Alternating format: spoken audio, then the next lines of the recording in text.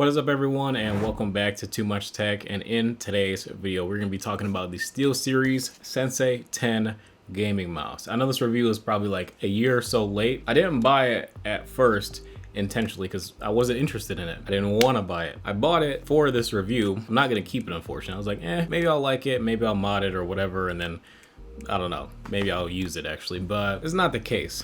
And I'm making this video so that SteelSeries can know exactly what they need to fix so they can get with the times and make a mouse that I'm actually interested in buying.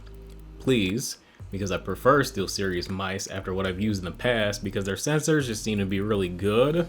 So that performance is always good, but that's only one aspect of a mouse, and there are other things to be worked on that newer companies or companies that didn't really make very good gaming mice before are now doing that are making them much better contenders than any SteelSeries mouse. So right here we've got the SteelSeries Sensei 10. This is an ambidextrous mouse, and the shape is actually really good. I do like the shape quite a bit. I like how the hump is not directly in the middle, but it's a little bit further back toward the mouse, so you get a little bit more of that comfort toward the back of your palm.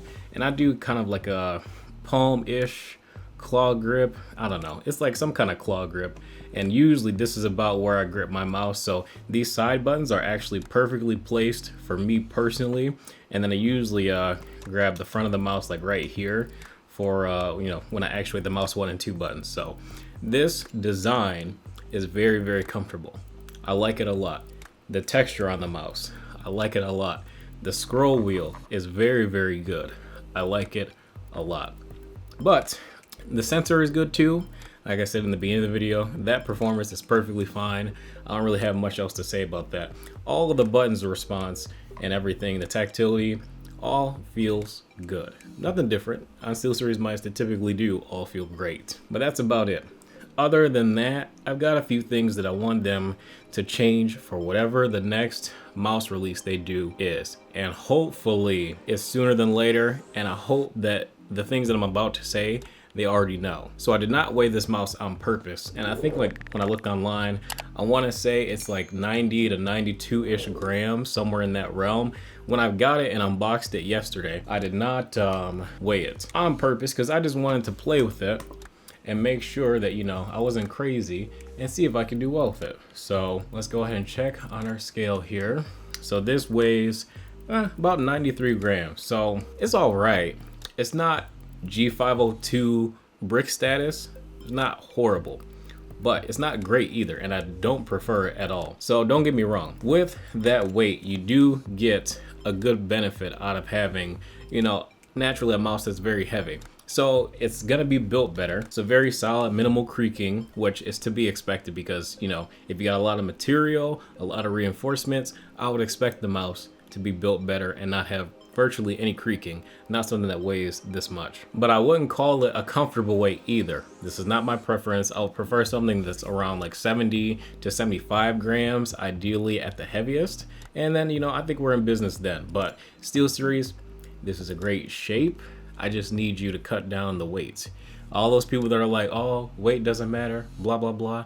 That's cool that you think that. But unfortunately, for people like me that want a lighter weight mouse, SteelSeries does not have an option. So you can pick from your lot of the rest of SteelSeries inventory of other mice that are heavy. That's cool. They already have them out. They don't really need to make new heavy mice. That's cool. But I want them to make a lighter mouse. 70-ish grams, ideally, would be great. Next topic. Let's talk about this cable. So we got this nice, thick, rubberized cable, and it looks moderately flexible. But the problem is, when I'm gaming, this cable, it doesn't really drag on my mouse pad. That doesn't bother me. But when I start to push up and it's in my mouse bungee, then I start to run into the cable, which just feels weird. It's just not a nice experience. When I was gaming with it, I felt like it just kept running into it, and it was really irritating. So the very simple fix to that, swap to a paracord like everyone else. So for example, we got the trusty dusty MM710 with one of the nicest paracords. And look at this, super flexible. It's not the most flexible. Just be glad I didn't pull out the in-game gear XM1. Best paracord, but this one is more comfortable to use than the SteelSeries, and I rarely find myself where I feel like I'm running into the cable. Like, it's just not a good experience when you feel like you're constantly bumping into this cable that is not very flexible. So I wish that it was more flexible, therefore it would, you know, group up like on the desk like this without me having to hold the mouse there, because then it gives it the sense that even though the mouse is wired, it does feel somewhat wireless. And then last but not least, other than the weight and the cable, please swap out these feet to some PTFE feet. PTFE is just better. Honestly speaking, if you fix the weight and the cable, I will take care of the feet myself. I can spend 15 bucks or $12 or whatever it is and get some Tiger Arc 2s and I'll be good to go. But it would be nice if you just checked the one next box. That's it. 3 things I'm asking you to do: lower the weight, get a better cable, and get some PTFE feet, and make a mouse that's actually a similar shape to the Sensei 10 with a similar coating. If you got to cut little SteelSeries logos in it to lighten the mouse a little bit, that's fine. If you got to make it without RGB, that's fine. I don't really care. Make a black and a white version. If it creaks a little bit, that's fine. I don't really care. The mouse can be 70, 80 bucks. I'm fine with that. But as long as you got the True Move, what is this? What is this? True Move Pro optical sensor? I'm cool with that because the sensor is good. True Move 3 Plus, 4 Plus, Pro, whatever. Pick whatever you want. The sensor always works great in SteelSeries mice. I like that quite a bit. It's spot on. But now I just want you to get the rest of the mouse spot on. I'm not asking you to reinvent the wheel.